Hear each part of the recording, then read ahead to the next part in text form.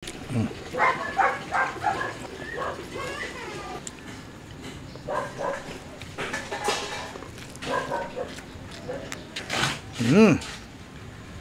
tayo mga idol.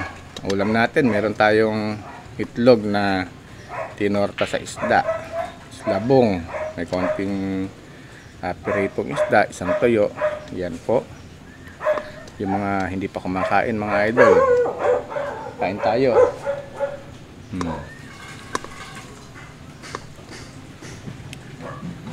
Sausawan natin pati sili.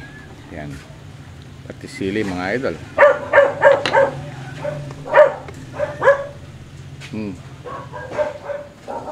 Kain! Kain!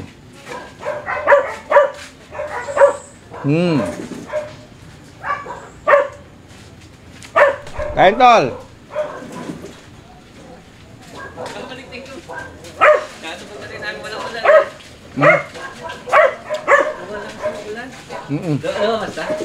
Opo.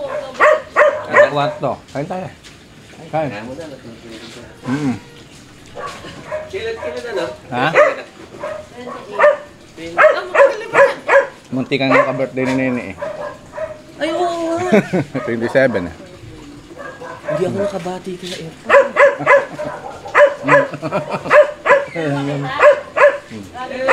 Parang natutulog. Ano ba? Pasok ka tol, silip lang.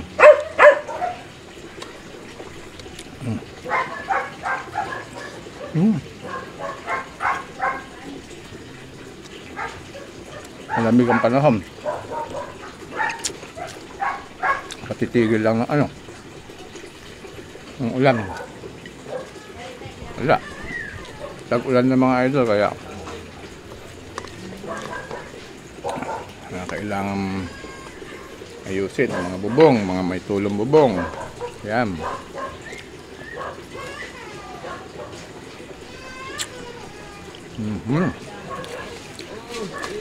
akong mapaglagyan ng gamit. Tol, kain ha? Iuwi ko niya ba? Anong kinakain? Eto. Ayos. Halo-halo. Pabalik ako.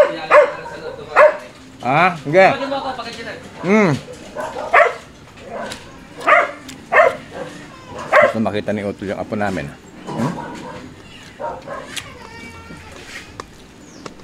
Mayroon na naman kasi kami bagong apo. Ganun lang tayo mga idol, bilangan ng apo.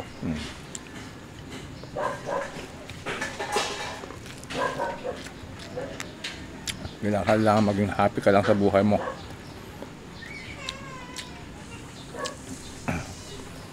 Kunti lang naman ang buhay mga idol, kain tayo. Kunti lang pagkain natin kasi hirap eh.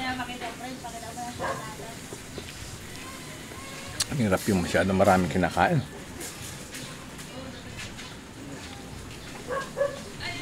Sa panahon ngayon,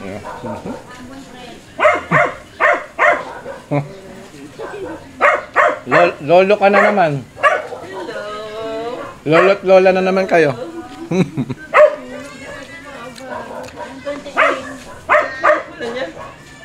Lolo't lola na naman kayo.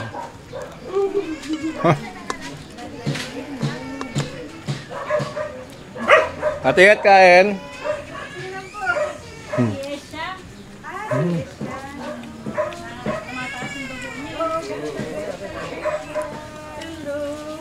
Bless, iya, bless.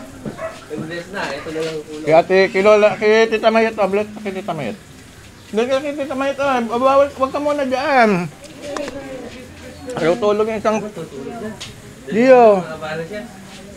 Doon ka muna kay Tita Mayet, dali na. Sige. Kami habol din kami. Baka na makabili ng semento. Habang walang ulan. Oo, baba ko na yung mga ibang gamit. Wala na akong paglagyan. Okay. Punta ako naman na dada. Sige, banat, tol.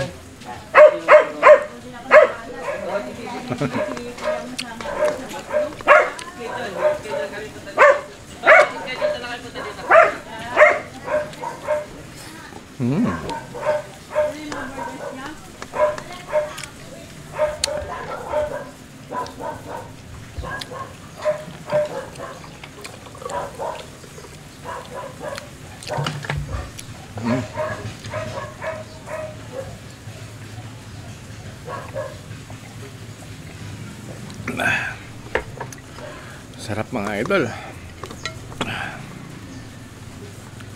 Pinatanda ko na may mga kapatid ko eh. Lumabas na naman ang mga apo namin. Yung isang apo pala.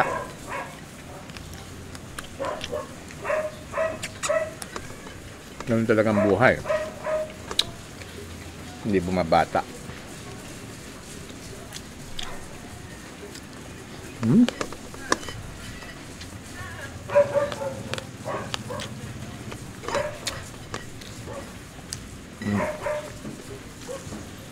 May natirang tuyo. Sila muning naman to. Nanganak din eh. Thank you Lord. Bye bye.